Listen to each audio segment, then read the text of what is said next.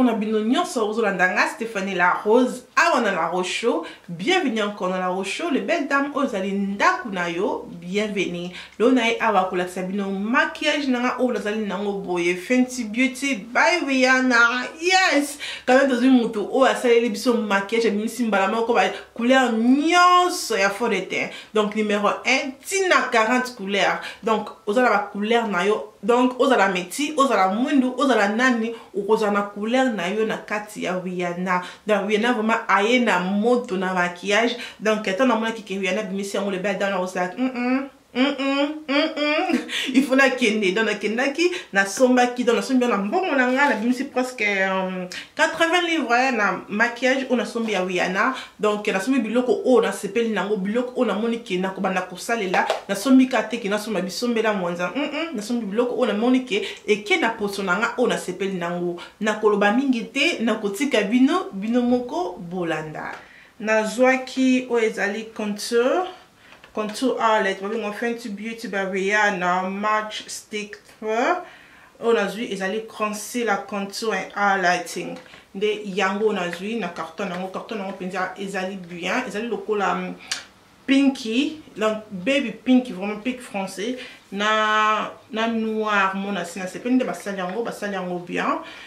Et na qui pose où ils allaient fort de teint. Nous posons mon comme Fenty Beauty by Rihanna. Soft matte long wear foundation. Donc ils allaient bonde bozomona ils allaient ya fond de teint numéro nanga o na zo la fond de teint ils allaient numéro 400 les belles dames. Donc 400 na numéro fond de teint o ya suka na ki kozwa les belles dames ils allaient setting powder o ils allaient Rihanna setting powder nde biloko na zui 3 biloko boy. Yeah, donc poudre na biso eza bonde bozomona les belles dames eza na mulangi bouteille dango eza mulangi eza plastique te eza mulangi et bouchon dango eza plastique mais plastique basala ngo kwa na donc plastique ko comme salité ce que je salité ko ko pango sango o mona kelongo eza plastique te que non so je salité tikali te eza plastique non so je salité ko pango sango o mona elongwe. Donc so to fongoli yango tozali na pompe si vous remarquez les belles dans la fond de teint dans la pompe, c'est dans la pompe. I'm so happy parce que c'est facile pour nanga na kotia. Donc ils ont la pompe ni bozo monana. Donc ils allaient vraiment bien. Ils allaient comme on dit les belles dans la kati, ils allaient 32 ml. Ils allaient bon donc ils allaient belles la kati, ils allaient 32 ml. Puis bah le bien biso check wow avant que ça lango. Donc il faut bien qu'on ningisango avant que au sale lango. Na ko pomper fo de tenanga na maboko fo de ten o ils ont quand même moi mai ils ont mai ils ont qu'il faut de ten ya stick makasi ils ont mai bon mon des autres tambola na maboko nanga. Donc ils ont moi mai donc quoi que pas ko la fo de ten na biso comme era ko ye parce que rien na sali bien te tu vois que pas ko lango non ça là on pandi mon corps pour tout le monde ande ko sala tout la différence. Et non utiliser brosse dans la fond de teint et on a déjà utilisé et ça tellement facile na kobenda les belles dames. Oh my god, c'est vraiment facile tout on va venir facile donc facile na kobenda et ça vous rappelez ezo kaukambango et ça vraiment facile. Les obéis na bien les belles dames les obéis na très bien c'est que il faut finir brosse pour les belles dames non les obéis na vraiment bien. Donc le temps que na sala likolo na zongi la awa déjà kauki donc et là tu poso nao on a tché kaka couche moko ou na qui pompe moko na maboko et on na tsaleli awa les belles dames. Donc ils allaient medium cover ce que nous cover pour na medium. Donc ils allaient medium cover ils allaient beau ce que nous ça la full cover ne côté deuxième pompe côté pour na ça la full cover mais besoin on a déjà les belles dames des salinga différents entre awa na awa. Donc ils ont le cas que le coup la poso na ngai moko mais elongo linga ka tâche donc oh non c'est vraiment bien. Donc ne la zabo ils ont kaukamba moko zo kotanga mbala moko na poso on sentir ngo dry ils ont kaukamba la moko non ils n'ont pas de chance que le mobimba pour tout le monde ndenge ko sala.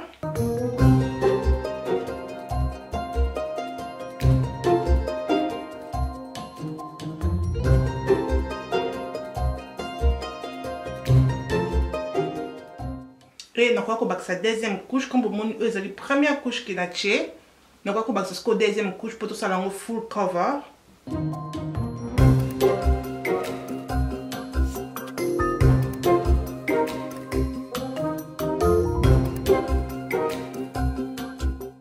Les belles dames, seriously, vous avez vraiment, honestly, sérieux, faut de thé oyo. Non. Faut de thé oyo, vraiment bien. Pe ozo ka elongi na kiloté. Ozo même pas que tu faut de thé na elongi na yo. Non.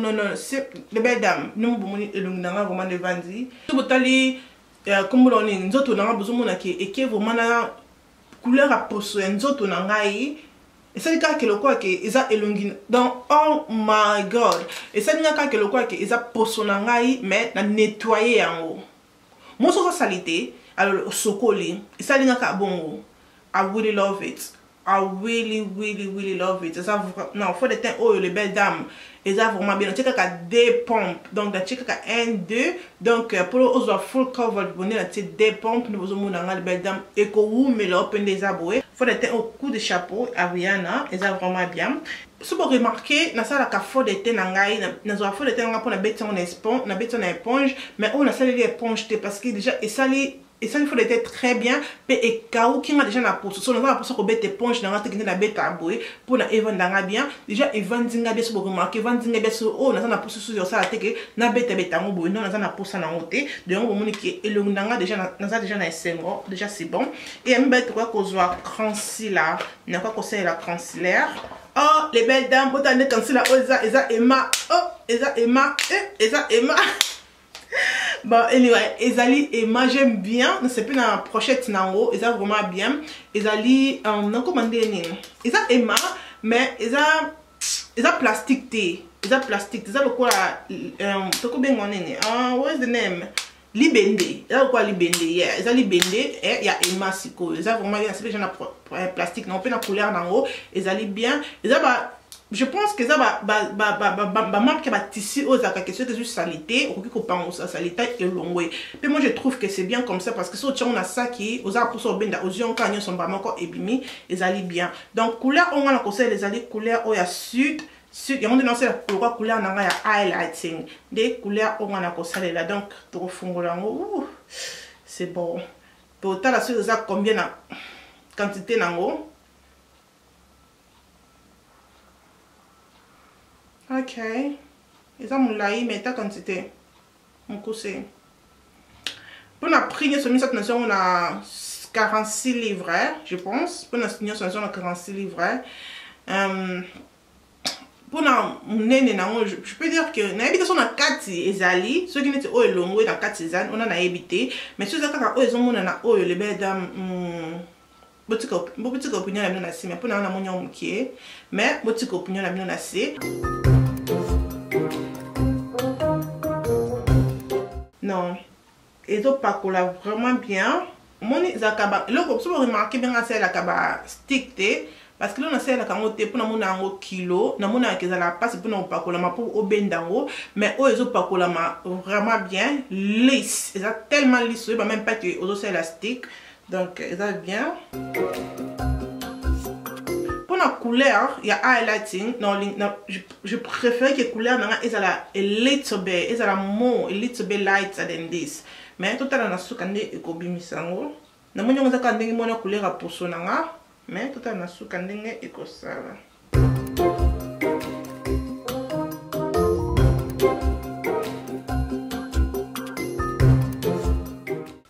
Malheureusement, les belles dans la sombre qui éponge thé ou ya Rihanna, mais on a aussi les allées éponge nanga avec technique déjà na policier en haut donc on a quoi qu'on ben de la conseillère nanga.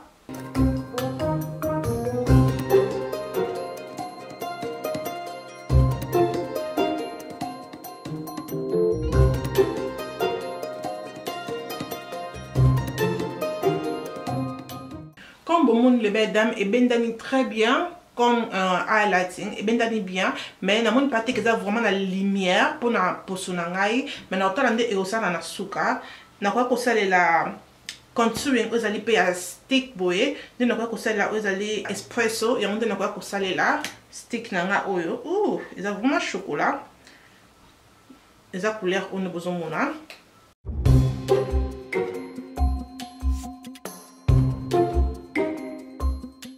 Le mesdames, ils ont lisse. Ils ont tellement lisse, vous n'avez même pas idée.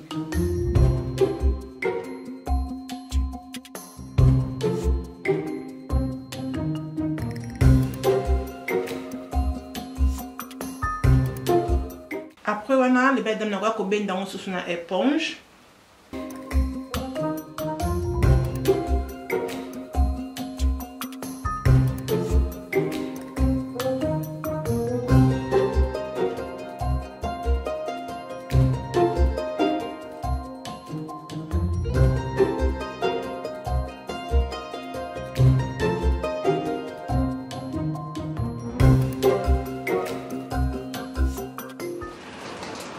Le bête d'ambouta ndenge mbula.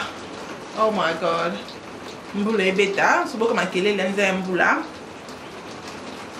Bota ndenge elunganga vraiment ebimi sans que na se eloko moko na cheka ka cream contouring na highlighting. Le bête na linga ka vraiment cream contouring na highlighting. So tenga ba video na nga se la bingi contouring na highlighting. Na se la bingi contouring oya poudre na cheka oya cream boité. Na se la ngote mais oh eza tellement facile na kobenda. Bon mon a vraiment ndenge evandi nga très bien et chocolat nango eza vraiment bien pour la personne nga. Avouez là que na sepeli nango même besoin na sko couleur na highlighting et ça lingani ni ebimi ce qu'on a sepeli na couleur oyo maintenant on a ka yango moko bona fois de teint na sepeli na montre mona que ka couleur a personne nga maintenant na ko cha contouring ebimi ce couleur na nga ya highlighting to va comprendre ce couleur na biso ya highlighting na poudre na biso. C'est une poudre aux alliés à Rihanna, aux alliés à Universel, donc poudre aux alliés à Possognon, aux à la pembe, aux à la moindre, aux à la chocolat, poudre oyo, et aussi parce que les attaques à couleur et l'ongola casso, au chamo, et l'ongola couleur, malama, que la couleur ya Possonayo. Donc, on est encore au salé là, et alliés boina kat, les belles dames, ils n'ont qu'à couleur, le quoi ya champagne, des couleurs dans les alliés, puis bah ça bien, bah tiens, on a moins miroir, donc ils alliés bien, c'est pas une angopé. Ils ont très bien, ils ont vraiment bien, ils ont nice. Même si ils ont comprendre, mais ils ont bien.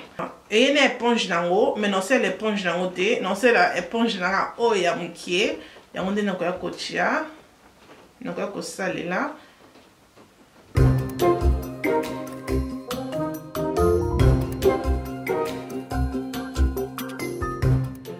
Ce bottle awa.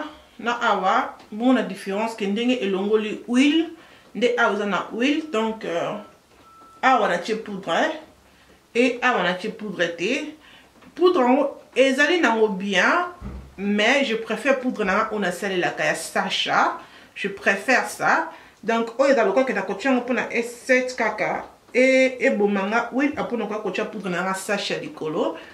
Donc, ce qu'on a la carte poudre au yamomoko, problème est à les belles dames, mais non.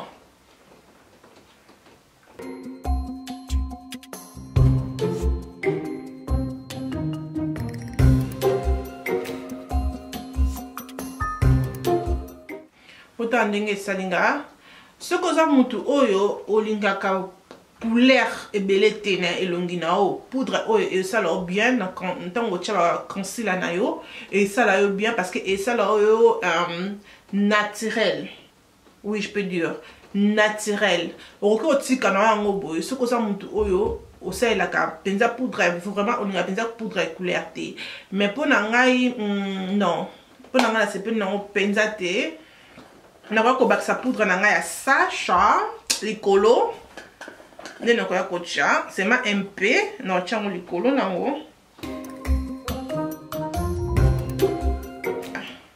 C'est bon maintenant. Pour moni, et là qu'on a le bas, différence entre awa na awa, parce que awa on a besoin de comme une jaune, mais si peut-être une awa, ils ont qu'à pleine, ils ont qu'à dans pleine, pembete jaune, mais awa ils vendent des signes très bien. Donc on a qu'à poudre na awa chasse, nous bon on a besoin de une éponge. Pour ne pas qu'on vende des sauces au concealer, on en a bien.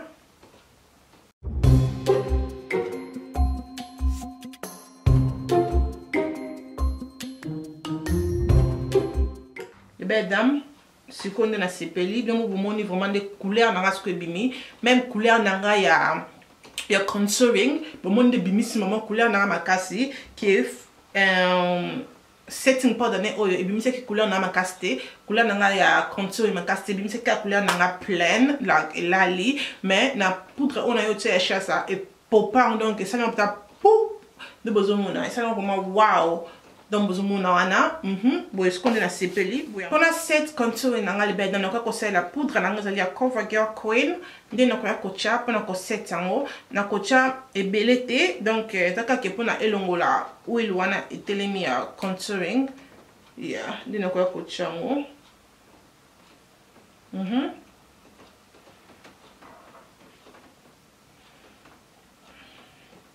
Rihanna aza ba brosse na ye mais le ben non va vérité non so na brosse parce que na ya na ba brosse na nga bien so ça pour ça ba brosse Rihanna mais nga sombité parce que na ya na ba brosse na nga bien so na moi pourquoi na ko ba sous brosse na sombe brosse té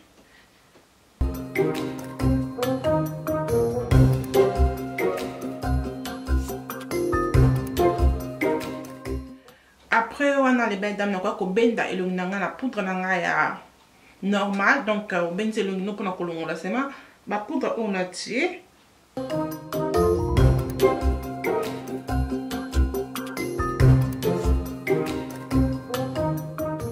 les belles dames na ko sabinote nga moko na otala kitala na omi lobeka wow wow wow parce que nde elonginanga esali eza vraiment différent esali vraiment kaka wow après on a quoi kocha faire à jour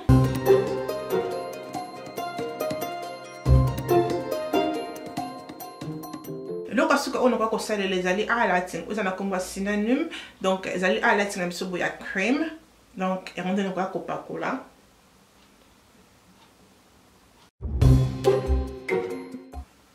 non c'est la misapi donc benda on a misapi non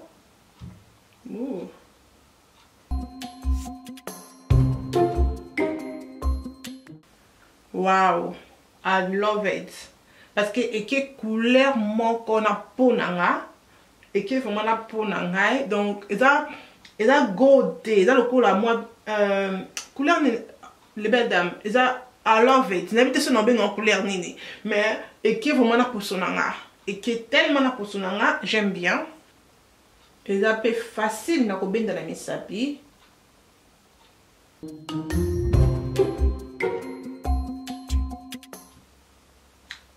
I love it. Numu nde sala. Apo na ko chape na zolo.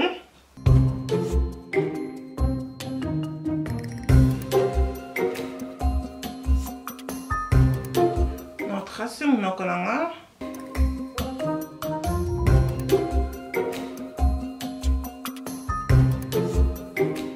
Et nous avons à la tinanga monoko, la lipstick, donc nous avons couche à lèvres.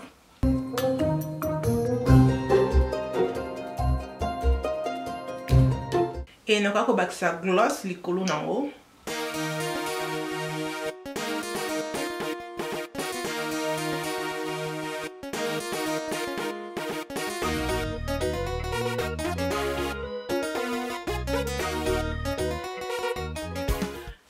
Voilà les belles dames, maquillage n'a stylé comme vous avez maquillage n'a stylé. Ceux qui n'ont pas de la maquillage, ils ont pas de produit en côté. Donc pour le maquillage, n'a pas de maquillage n'a bien. Donc comme nous sommes qui lip gloss ya rien à terre, on va que saleli engengi selena monoko pour na engengi ça et c'est la petite look ya Rihanna pour na produit Rihanna na s'appelle nango ezali bien mais moi je pense que na ba highlighting comme na ba kezamuki mais ça dépend mon tout. Pour 45 livres, pour 46 livres, on a mis ça tout bouillé. Donc, ils en ont pas bien, ils en ont normal. Pe kopakola ba ala tsone na pakola ngol badam ils ont ngengamba la moko aux en posa même pas que coacher belé ba produit on a sombi ils allaient vraiment que biloko on a ligi parce que atana ngengi selina aux alliés à jaune na meka qui on a posonanga vraiment et simba quitté donc il y a vraiment que somba on a noté donc faut que somba lo komoni kezo simba na posona yo produit wana ya highlight ya ingengisa wana jeune ezali bien pour na kongengisa pour na kosala mingi ba eyeshadow na soko lingi kosala eyeshadow mais pour na kosala na penza ingengisa les melo comment soko que zo mapeza soirée moko monene eza vraiment melo comment donc ezo beta makasi na kosoma next time pour na sabino na vidéo ndezo sala mais pour na fond de teint les belles dans fond de teint ya Rihanna asali yango bien na matana qui ta fond de teint on a pisa 10/10 ezali bien parce que tant au tient on a elongi na yo ezo mona na même pas que ezali kilo donc ezaka que le quoi que elati poso nanga donc quelque quoi peut zo voyager fond de teint oyo eza best friend nanga na ko memango partout na ko kende pe eloko na lingeli yango na tio nango kokocha pe okangi donc on ça dit que non o beta faut le temps bona beaucoup de mebela pour o chia pour etika lo boaki e moko esala belangai na faut de temps mona ke na chichi na mabuku mais na pakoli o mona etika linge bele na boaki parce que tant zo bima bozo bimebele mais oyo o pompe kaka moko o chia pompe mi balé et simbi elongno c'est bon na CP vraiment na faut de temps na faut de temps Rihanna bravo na faut de temps bravo parce que boye ba que les belles dames aux alozali na couleur nini na fond de teint oyo okozwa couleur na yo parce que asali 40 couleurs ya fond de teint 40 couleurs fond de teint les belles dames ezali GT donc entre 1 na 40 couleurs okozwa couleur na yo donc ezali vraiment bien fond de teint numéro 1 na zo pakola comme na ezali numéro 400 nde na pakola pe numéro 400 oyo evandi ngai bien na sepe na makasi donc c'est cas que le couleur posonanga na sepe na makasi pour na poudre na oyo universel poudre oyo nako pate que ça va bien non ezali bien mais ezate que poudre oko 7 yango pour la posonanga na nteso na posonanga ko simba mais ce que simbi o tili en commentaire na c'est mais la posonanga esalinga trop naturel non vraiment trop naturel mais esalinga poso trop et bimisi posonanga wow te ndina ko koloba na poudre oyo ceux qui disent que dans qui par exemple ceux qui dans 8 ans dans et le comme susu la poudre ceux qui dans qui pense que parce que ce que ça cause bima ok ezali bien moi que na bon bango ezali bien ce cause bima o tie maquillage na yo nyoso bien o ozio ko tia na saki parce que bota pande ça na mukie même ça ka mukie poudre ko kota o tia na saki tant ozaki otoki na zolo na ndoto mona ke pardon mafuta na e bimio na zolo na yo ne poudre oyo kozala na pona ko 7 place mafuta oyo bimi et donc parce que e ko changer couleur et le côté na elongi na yo un moment to zaka ke to tche ou le bimi biso na elongi o mona ke to kozwa poudre na biso tozali ya couleur à jaune o tiango o mona ke ça le quoi que échanger couleur ya maquillage non ndenge zalaki mais poudre oyo ezali bien parce que tant ozo tiango tant o tche maquillage na déjà et tout 2 heures 3 heures to mona ke ou le comme kobima ezali bien ko sala ngolo la 7 ozo 7 elongo no place ba oba ou les ali ke elongo lo ba will donc bien poudre oyo ya wana highlight na pe ezali bien nga mo highlight na nga e pop makasi mais oyo pop ki te metale ko tia contouring o monde e pop ngo donc il nso makasi parce que nga highlight ezala moi likolo ya poso na ngai mais highlight ozaki likolo ya poso na nga saka ke lokwa ke za poso na nga comme bobi ke Rihanna alina ka make up ne ezala trop naturel peut-être très social aussi maintenant ko tia contouring nde ko pop en hop nde na sepeli na highlight wana nde ko sepeli na couleur highlight donc ezali bien na sepeli nango donc eloko kaka o nga ki na biloko o na sombi eloko o nga ki na sepeli nango vraiment te ezali poudre na o nde na sepeli nango je pense on a au 4 vraiment félicitations à Rihanna parce que asali musala na malamu pe eloko ezali bien les belles dames maquillage naie ezali cherté